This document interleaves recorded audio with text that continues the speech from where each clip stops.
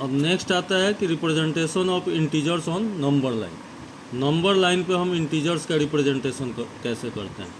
तो एक हम लाइन ले लेते हैं एक्स वाई, जो कि एक्सटेंड इनफाइनाइटली एक्सटेंड हो सकता है, जैसा कि हम लोग देख रहे हैं। इसको हम एक्स मान लेते हैं और इसको हम मान लेते हैं वाई।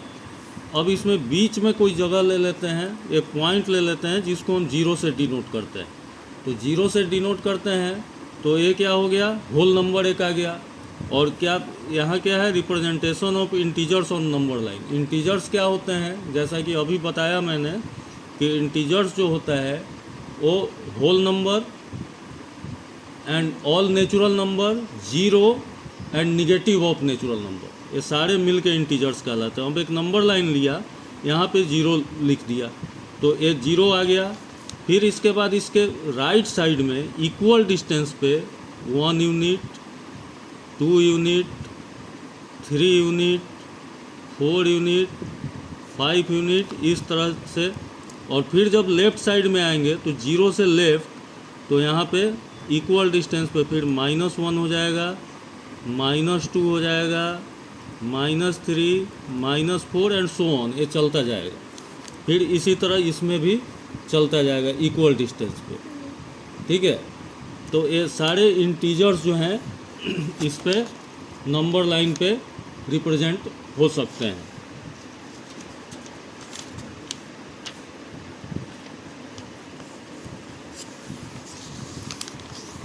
तो ये इंटीजर्स जो है ये नंबर लाइन पे डिनोट हो सकते हैं। तो इसको हम लोग बोल सकते हैं कि each and every integers can be represented by some point on the number line. मतलब सारे इंटीजर्स को हम लोग क्या कर दिए, किसी पॉइंट के द्वारा नंबर लाइन पे रिप्रेजेंट कर रहा है। तो each and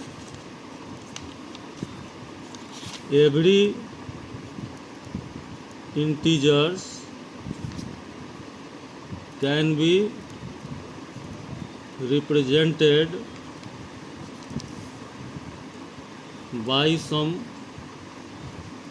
point on a number line, ठीक है।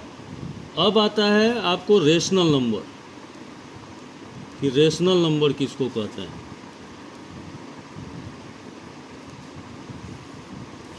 रेशनल नंबर भी हमने पढ़ा है कि जो भी नंबर p बाई क्यू के फॉर्म में रहता है that is called rational number. मतलब ये माइनस भी हो सकता है और प्लस में भी, निगेटिव भी हो सकता है और पॉजिटिव भी हो सकता है।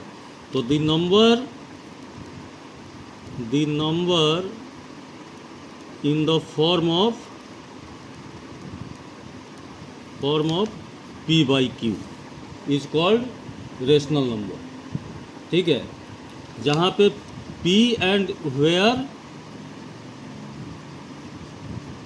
P and Q are integers. अब इंटीजर्स किसको कहते हैं, इंटीजर्स वही होता है zero, all natural number, zero and negative of natural number. मतलब P एंड Q जो है इंटीजर्स होते हैं। तो P और Q के फॉर्म में जो भी नंबर होगा वो रेशनल नंबर कहलाएगा, where Q is not is equal to zero. क्योंकि Q अगर जीरो हो जाएगा तब तो ये P बाई क्यू का फॉर्म होगा ही नहीं, ठीक है।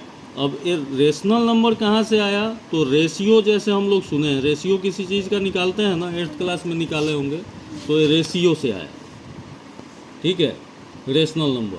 एंड Q जो होता है, मतलब रेशनल नंबर को हम Q के द्वारा डिनोट करते हैं, तो P by q, Q is not equal to zero. अब एक Q इसको कोसेंट कहते हैं। मतलब इसका मतलब हो गया कि P डिवाइडेड बाई Q, और P को Q से डिवाइड करते हैं तो कोसेंट बचता है, तो इसीलिए Q आ गया। जैसे इसको रेशनल नंबर जैसे हम 1/1 करते हैं, तो 1/1 करने पे 1 ही आता है, तो ये रेशनल नंबर हो गया, ठीक है। 1/4 ये रेशनल नंबर हो गया, या 3/4 यह रेशनल नंबर हो गया, या -5/6 यह रेशनल नंबर हो गया। तो ये सारे जो है रेशनल नंबर हो जाएंगे। तो इससे हम क्या देखते हैं कि there are infinitely many rational numbers, ठीक है, and there is no least और ग्रेटेस्ट रेशनल नंबर, ठीक है। Zero is also called